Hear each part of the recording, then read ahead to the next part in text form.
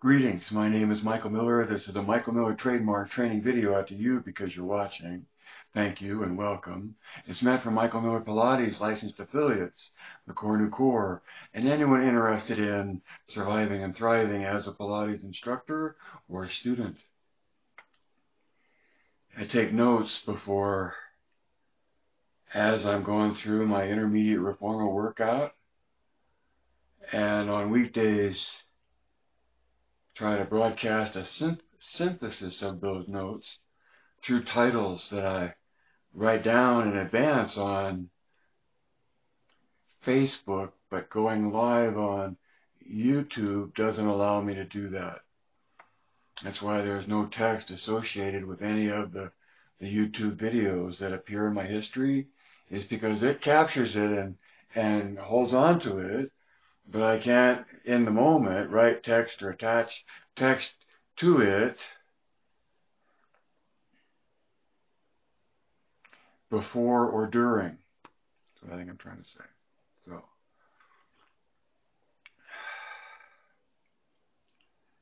on a broadcasting note, I went to do Facebook yesterday, and I was so cathartic from trying to do it here on YouTube, and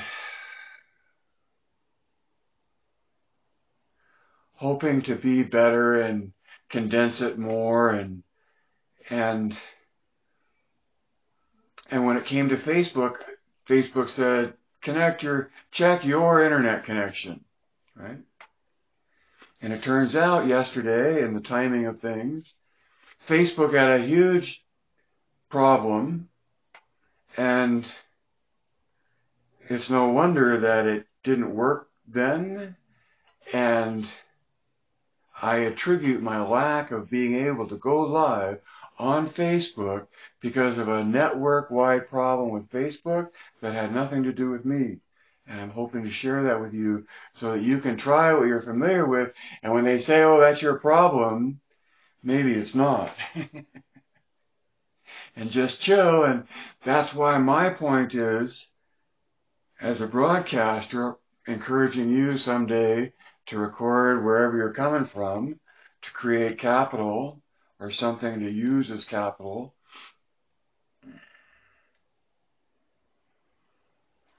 Record where you're coming from. And in the attempt at delivering a broadcast on a particular day, what I could not do in Facebook, I did with no problem on YouTube. In many ways, YouTube is much more the backbone of the internet, and by having two different streams to broadcast through, what I had to say yesterday about the subjects of yesterday, I got out and sent to YouTube, and it just didn't happen on Facebook. And so I left a comment, because there was no recording, of the titles I addressed in the YouTube broadcast, and sent the Facebook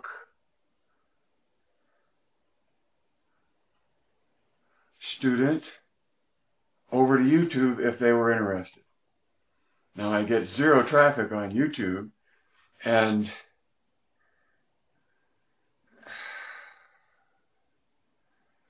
that has its own spectrum of influences on how I try to talk to you, whomever you are, watching through this stream.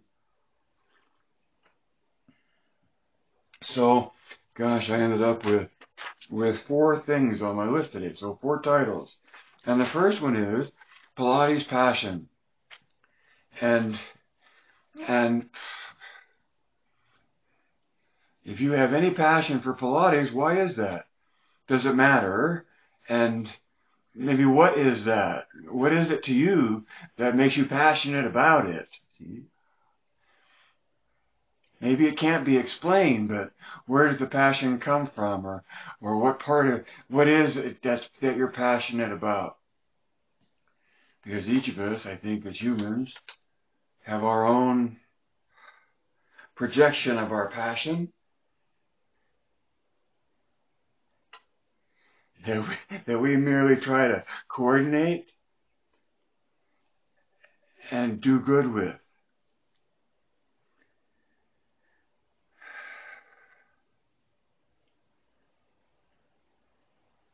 The result of my passion for so long, and now so consistently, and so reduced to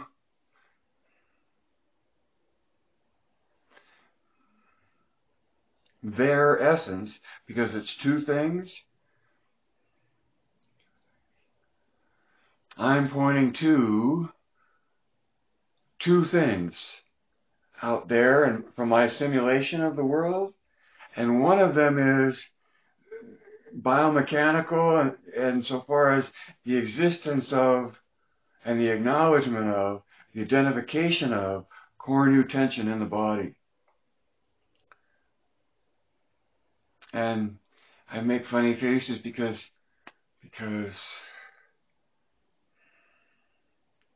it's a huge leap from wherever here is to somewhere else as a point of view, because I always thought I would come to this somewhere out there in the biomechanics world of biology and physics.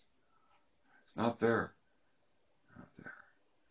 And if you say, oh yeah, it is, blah, blah, blah, well, that'll be interesting, and I would love to see the documentation and the dating of that, because my identification that I claim may not really be there of core nu tension goes back a long way. A long way. So, number 2 is nothing compares. It's a Carly Simon song, Nothing Compares. I can't sing. And yet, on the subject of Pilates, what I would say to you, from my point of view, is that Pilates compared to anything else, nothing compares.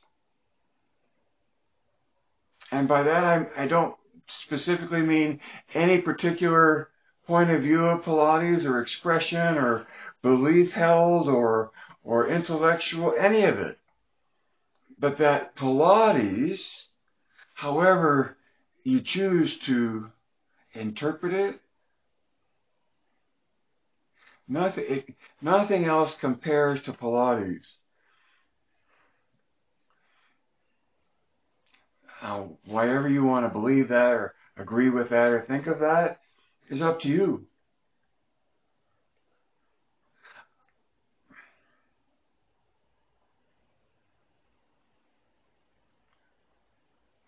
So just like nothing compares, if you're talking about Pilates, no other modality compares to it when we're talking about the poem of the sequence and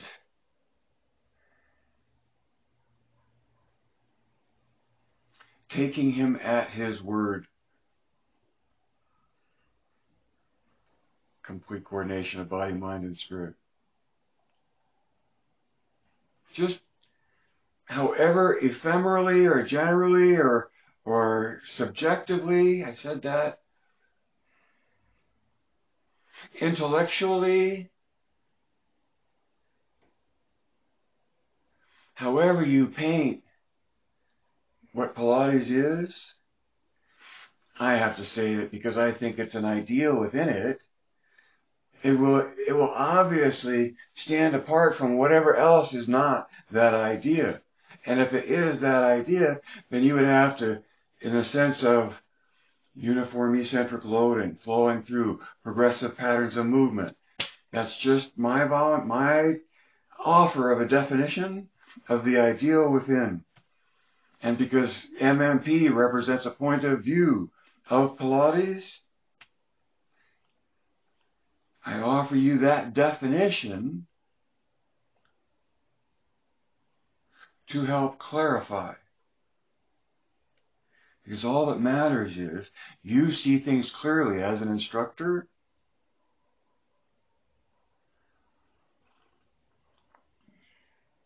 And because of that, as an obviously biased proponent of the point of view, but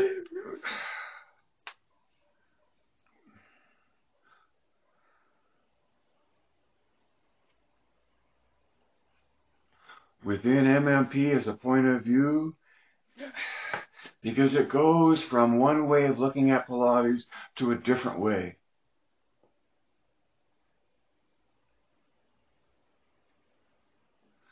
And that's all it is different. And whether it's better or worse, you know, is up to you to decide.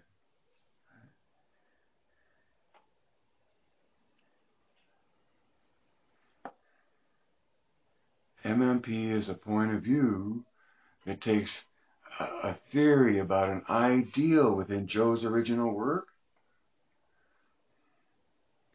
and at least gives clarity of what else you see out there in the world, some reference to that ideal point of view.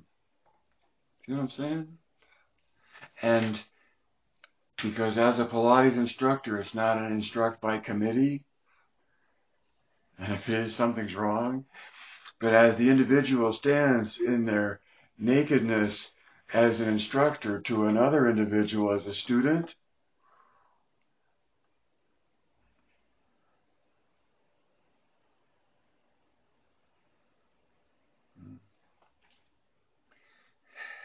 what was the quote from yesterday? It's not so hard, you just have to know how to do it. And I was thinking, it's not so hard, from the MMP point of view, it's not so hard to be a Pilates instructor. It's just that you have to know how to do it. And to know, and the example this comes from, and I didn't get to talk about it yesterday, either here on YouTube or on Facebook to come, because it came after YouTube that I appreciated the metaphor. The issue was from a Western setting, big valley, and someone learning how to spring a trap for wildlife, a gruesome thing. And part of the story was about that. And yet it was metal being pressed into position in order to set the trap. And the hard way was just trying to take the tension from the beginning down. And the easier way, as far as I could understand what I was watching, was to like push the point of tension, the lever lower before you started opening the jaws of the trap. Gruesome and much tension. It comes to me now. Why am I telling you this? Because being a Pilates instructor is knowing about tension. And there's hard ways to engage tension, and there's easier ways to engage tension. And the way you engage your tension is the means in which you engage your musculature to perform your movement through space.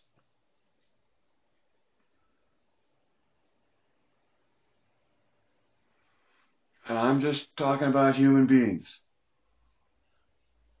Because as a Pilates instructor, that's all I've cared about is instructing other human beings. And perhaps a large part of that has to do for me personally is that in being thinking and observing, I hear a whole chorus of, anyway, I stick to human beings. And what I see as the manifestation of core new tension implemented in the human being's body.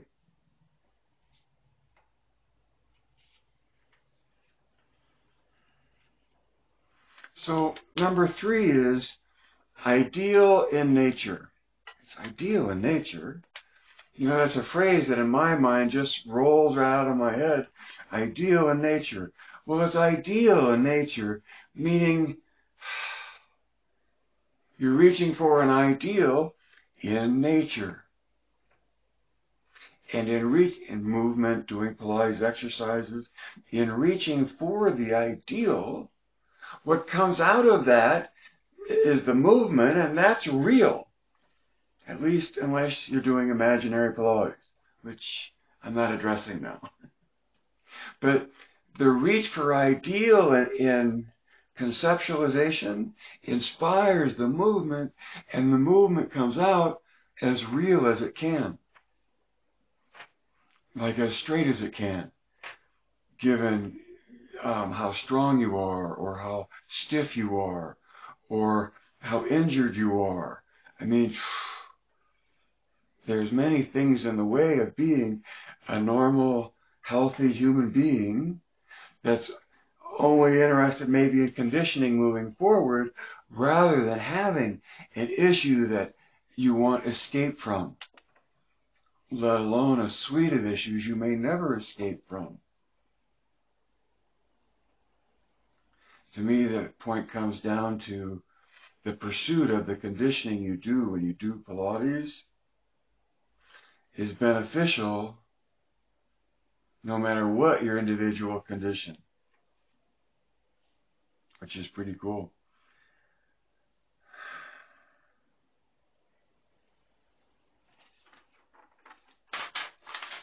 So the last note I didn't say was about this moment of focus that as the instructor you stand within. You know, Pilates happens in the moment of the doing. My opinion, my point of view, it's a corrective feedback that's spontaneous, or you know, it's live. It's a live feedback that you dance with your student in as an instructor. And with the noblest of goals, I think, have in mind you're taking them towards them dancing with themselves without you. Meaning that they know what to listen to, and how to dive into the cave to try to coordinate their being, thinking, and observing in the pursuit of an ideal. And that's what you're diving for when you go after the depth of your focus. And there are limitations to being, thinking, and observing in time. It's not like you can turn a dial and maximize them all and hold them all at a depth indefinitely. If that were the case, we just wouldn't have a job as a Pilates instructor. But for me, from this point of view, the joy is in going along and diving in to the experience, for the experience, because it's so hard to even get any depth, and you come back to the surface, not because you want to, but you lose the ability to maintain the effort. So if you're saying, well, I don't know what you mean, so start doing repetitions of any Pilates exercise. Watch someone else doing repetitions if you're the instructor. And however good they are, over the course of time, the number of repetitions influence the characterization of the effort.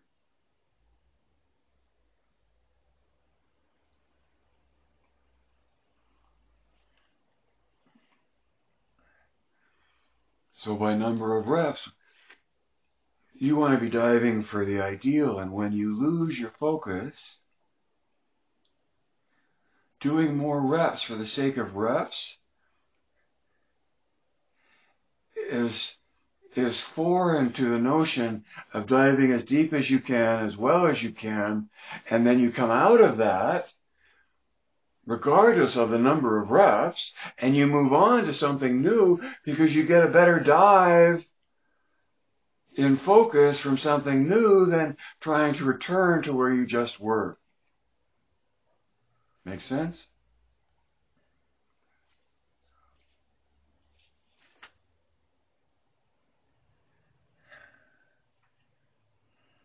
Oh, in that moment of focus. And so this MMP is a very narrow window of the whole window, or Penelope? it's a good word, but I don't know how to pronounce it. The variety of and diversity of expressions of Pilates.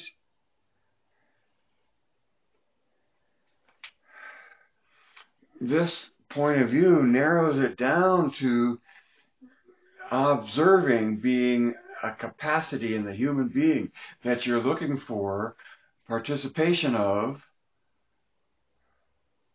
to achieve a state of coordination between the three of them, being, thinking, and observing. See? It's such a small point of view.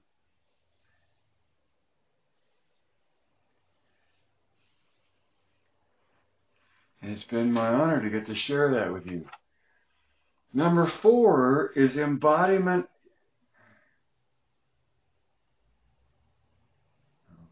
Oh no, it became the imperative. Embody your movement. This is for you. I'm talking to you about this. Embody your movement. And for whatever that might mean to you, okay, I'm broadcasting and it's one-sided, so I get to say what that means to me.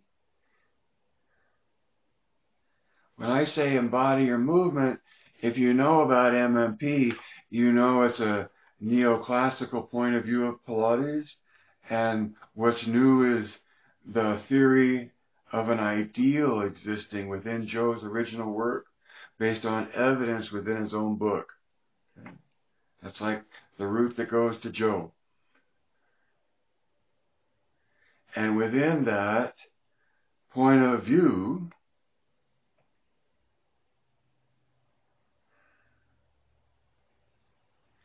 you're seeking to coordinate being, thinking, and observing.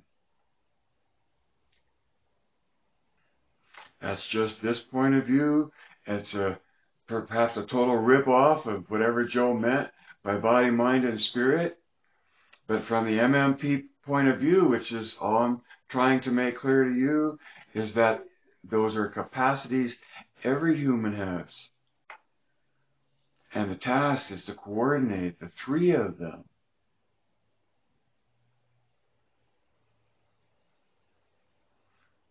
And in so doing, achieve the experience of complete coordination of being, thinking, and observing.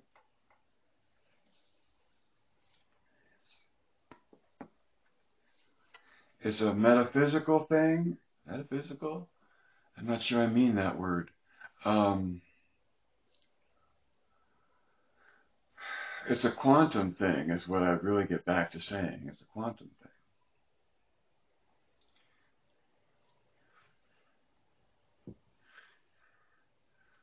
And that the being totally concentrated on the purpose of each exercise as you perform them, that to me is participating in the corrective loop so that you're fully present in the effort to perform the exercise, and the exercise itself has ideal nature woven throughout it. Right? And that what you end up having to settle for is what becomes real out of your reach for ideal.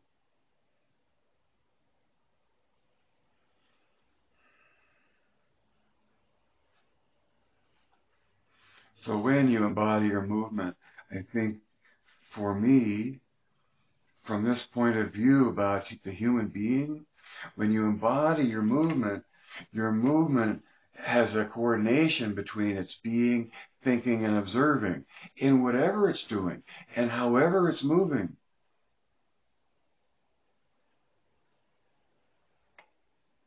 And Cornu is shouting out for a shout out here because it's within this point of view of MMP, it sort of says, and of course, I get how core new tension works in the body.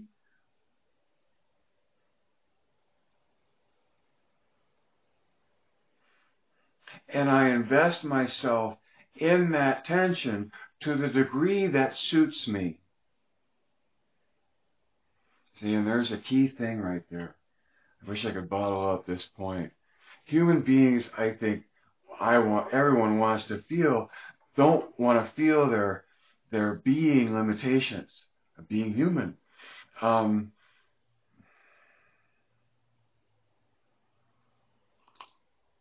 and so being subjected to having to stand up straight is an indignation that you have to do anything. Okay? Just look at history and literature and colloquial prodding about, sit up straight, sit up straight. And then why is that?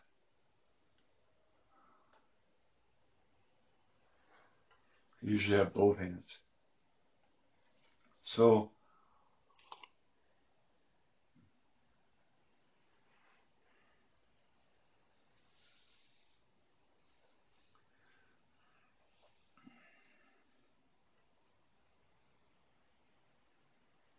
it's in that coordination between being, thinking, and observing that you find yourself in I think, a heightened state of presence because of the observing part especially, but also your thinker's thinking and evaluating what the observer is feeding. All of it. And we talk about those three things as though they're identifiable by organ rather than by process.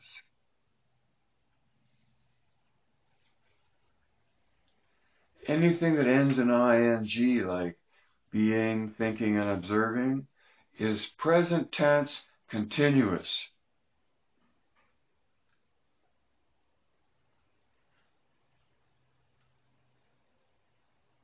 If we're talking about the structure of the word ending in ing.